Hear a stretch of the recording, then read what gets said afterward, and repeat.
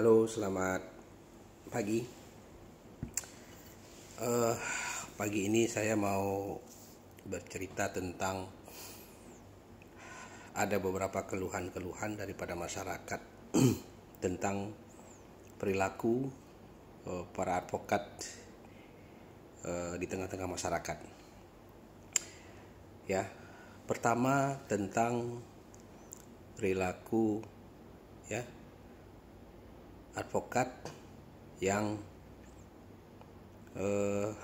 memeras kliennya, meminta honor dengan cara-cara yang tidak sewajarnya, ya, dengan cara menakut-nakuti kliennya, bahkan dengan cara mensomasi kliennya. Nah, itu sudah pasti di dalam aturan Dewan Kehormatan, aturan kode etik, itu tidak dibenarkan, ya. Tidak dibenarkan seperti itu. Yang kedua adalah tentang advokat yang sudah menerima honor, sudah tanda tangan kuasa, sudah menerima honor, sudah menerima uang. Advokat tadi tidak mengerjakan pekerjaannya, bahkan menelantarkan kliennya. Nah, hal seperti itu bagaimana? Hal seperti itu juga pelanggaran berat terhadap etika profesi advokat. Nah, saya cuma membahas dua hal itu. Sebenarnya banyak lagi hal yang harus kita bahas tentang perilaku advokat ini. Saya mau menekankan kepada apabila terjadi hal seperti itu, kemana masyarakat akan mengadu? Kemana pencari keadilan akan melaporkan advokat itu? Ya, jawabnya tentu ke organisasi profesi advokat.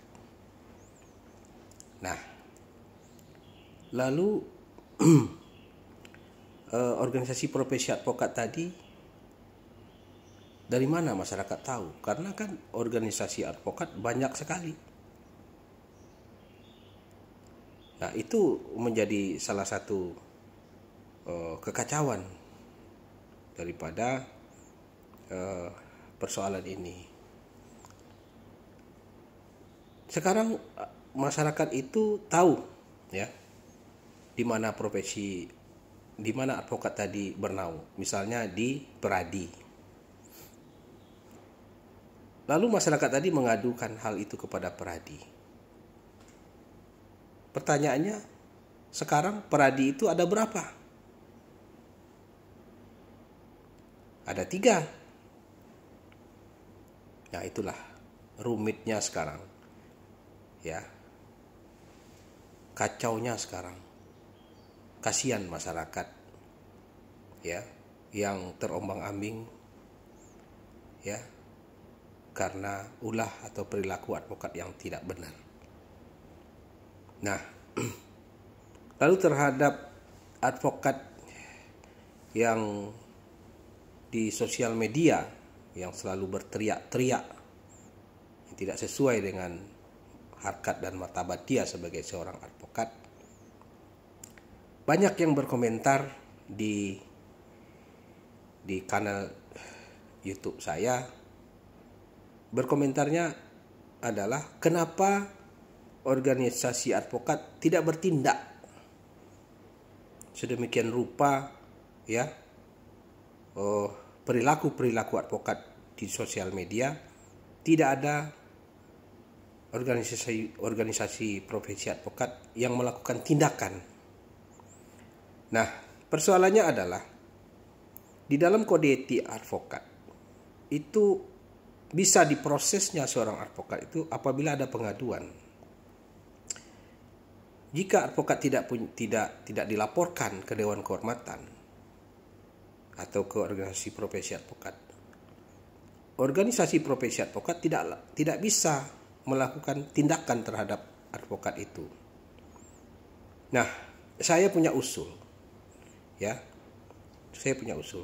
kepada organisasi profesi advokat ataupun Dewan Kehormatan Kode Etik Advokat, ada atau tidak ada laporan dari masyarakat. Apabila advokat itu sudah meresahkan masyarakat, membuat heboh masyarakat, yang perilakunya itu sudah tidak sesuai lagi dengan harkat dan martabatnya, organisasi advokat boleh diberikan kewenangan untuk memanggil dan memproses advokat itu. Oleh sebab itu, maka tentu harus dirubah ya aturan-aturan di dalam beracara di Dewan Kehormatan Advokat. Jadi tidak perlu ada pengaduan, akan tetapi jika perilaku advokat tadi sudah membuat heboh, membuat keonaran di tengah-tengah masyarakat, maka organisasi advokat itu bisa bertindak, memanggil advokat itu. Maka kesimpulan saya ada dua. Pertama adalah organisasi advokat tidak bisa multi bar, harus single bar. Ini adalah akibat daripada sistem multibar, sehingga masyarakat tidak tahu kemana mau mengadu. Yang kedua, harus dirubah aturan di dalam beracara di Dewan Kehormatan.